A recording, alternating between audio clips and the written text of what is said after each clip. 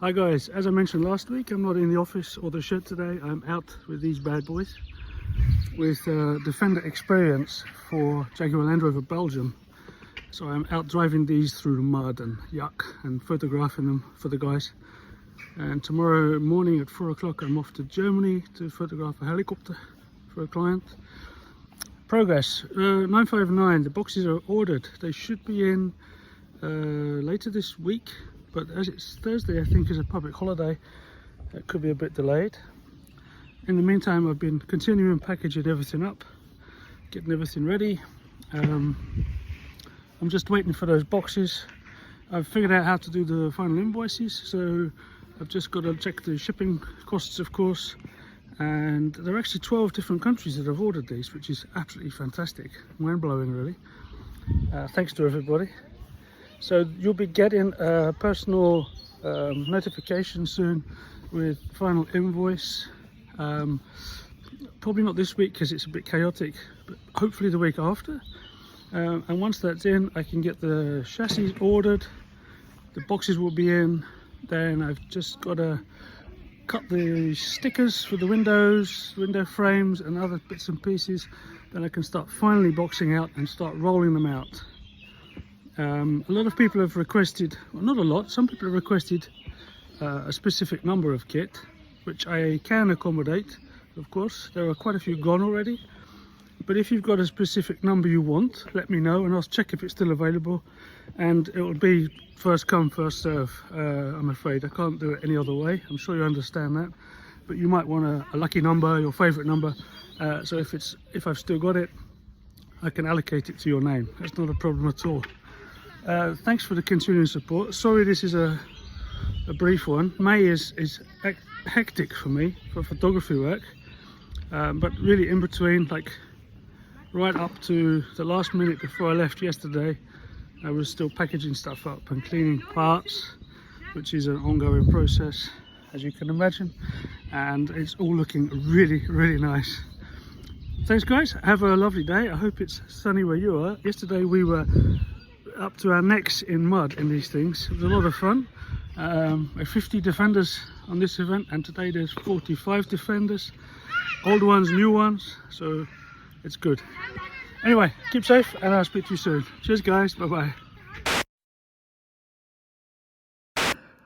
Hi guys, a cup of wake me up, because you should have seen the video that I just posted here yesterday, but as I explained, I've been out all weekend shooting for Jaguar Land Rover from crack of dawn until late in the night, sleeping away from home, and last night I had to go and get my car, so it was like 12 o'clock by the time I got to the hotel, and I'm back home again. I was back home again at 5 o'clock this morning, and today I'm leaving to Germany to photograph a helicopter.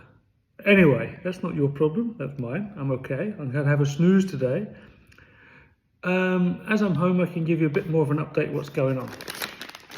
So the motors, as I said before, they're going to be engraved like this, specific for the project, with a header card. So last week I made up all the cards for that. You can see them all in there. It's the motor.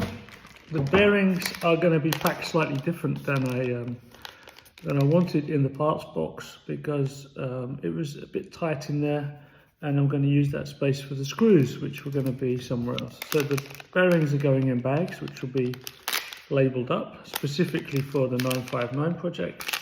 So they fit that chassis that I can't mention on these videos, but you know which one it is. So that's a big box of bearings getting ready there. The mirrors, yeah, of course, door mirrors need mirrors, so these are cut, you can see there. They're quite mirrored. You can never have a mirror sticky sheet, but that's mirrored and they're cut. So that'll be chopped up and put into the mirrors. Yeah, I'm a bit fuzzy in the head. I don't know what I've showed you. Did I show you the front supports? So the front supports are bagged up with the top body posts in there, and the mud flaps are downstairs, but I think I showed you those. So the mud flaps are bagged up per 4. they go on there and on the rear ones. The exhausts are not bagged up yet, but that's for later this week when I'm home. A slight change. So the front grille, which that's not a problem. The front grille was planning to be in brass, as I mentioned. It's a nice malleable material for shaping and forming, which was nice. So I picked up this brass sheet mesh.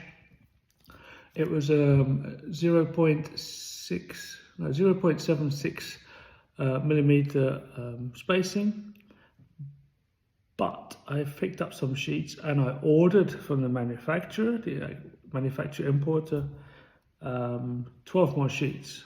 No problem, no problem. They sent it, and it was 1 millimeter mesh, which is too big. So I mailed them and I said, excuse me, I mailed them and I said, yeah, I want a smaller one. We haven't had that in our range for 4 years. So basically I bought old stock from the local model shop and I can't get it anymore. So what they did, they sent me steel, which is a galvanized steel. I guess it's galvanized, it's not rusting, so it must be galvanized or treated. And it's a tighter mesh, so it's 0.5 mil thick. It's shaped there. You can see it in the frame that I make, which goes in the body. So I tested it with my jigs that I made, and it forms quite well. Now, okay, it's not brass. It's not maybe nicer, but it's going to be painted.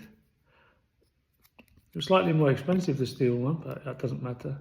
But it's stronger, and to me, that's actually an advantage. I didn't choose steel first because I assumed it would be difficult to form it, but actually it forms quite nicely, and it can be just cut with scissors as well. So they're going to be steel meshes, and there will be a piece of steel mesh, flat mesh for the rear cooler, which you have to stick in yourself because I haven't made a frame for that. It's quite delicate if you want to do that.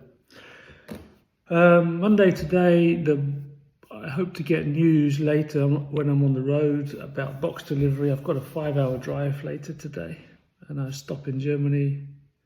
I know you Americans and Australians are going to say, hey, 5 hours, man, that's not even to the local supermarket. But for us in Europe, that's like driving around the world 2 times, you know.